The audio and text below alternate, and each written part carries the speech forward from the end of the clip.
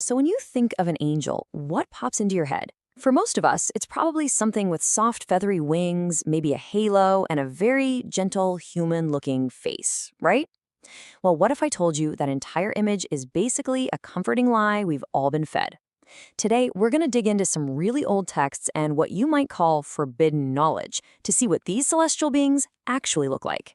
And let me tell you, it is anything but comforting. Okay, so let's start with what we all know.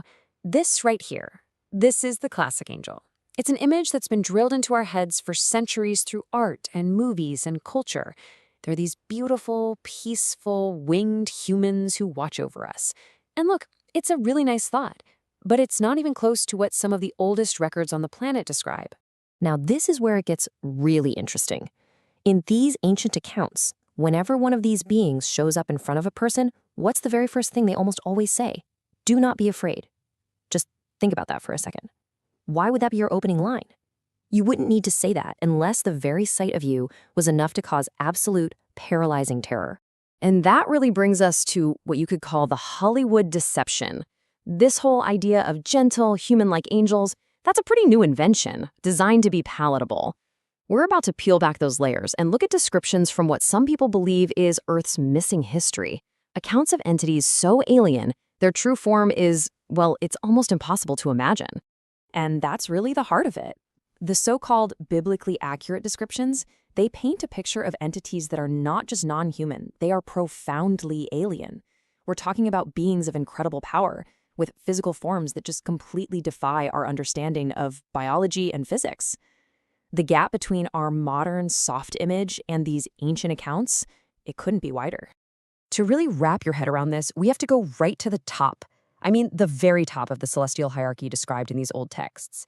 So forget about the messenger angels for a minute. We're going straight to the highest order, the beings said to exist right at the edge of the divine presence itself. Let's talk about the seraphim.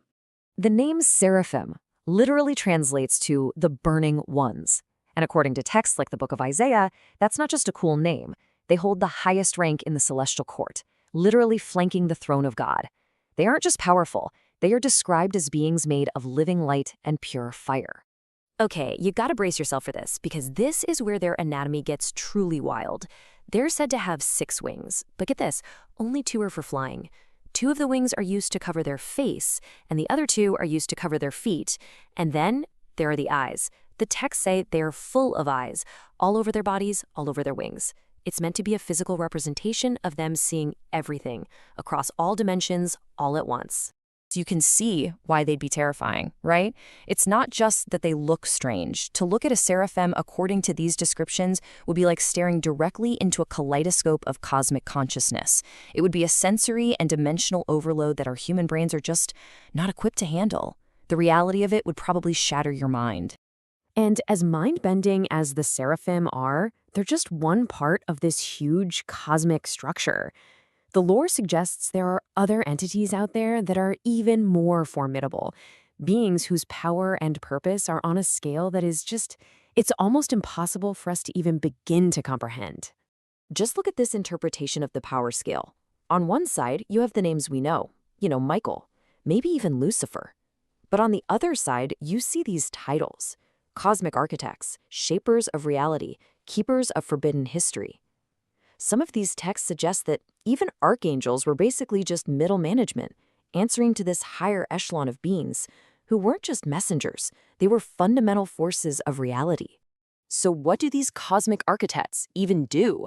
Well, according to some of these forbidden histories, they're the guardians of a massive 26,000-year cycle.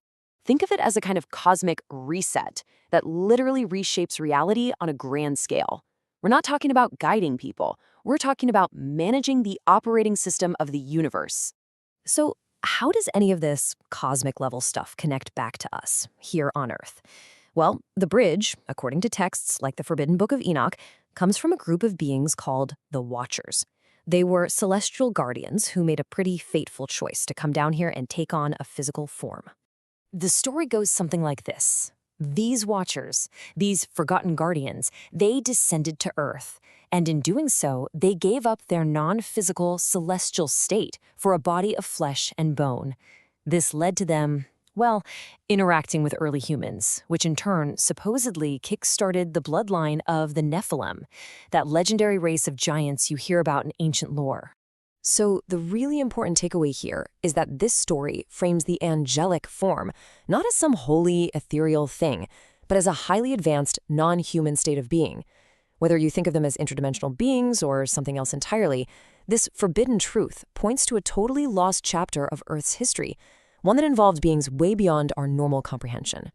And this all opens up a much, much bigger question, doesn't it? If the reality of these celestial beings is so wildly different from the story we've all been told, what other parts of our own history have been hidden from us, or changed, or just completely wiped from the books? When you start to connect the dots, these beings aren't presented as simple messengers from heaven. They're presented as the keepers of our deepest secrets. They're described as guardians of humanity's hidden past, watchers of vast underground networks, and maybe even protectors of entire realities that exist right alongside our own, just out of sight. And that leaves us right here with one last pretty provocative thought. The sweet, comforting image of an angel might be a beautiful story, but the version pieced together from these ancient texts, it throws open a massive rabbit hole of questions about our past and the very nature of our reality. So, if the story we've all been told about angels is a lie, what else is?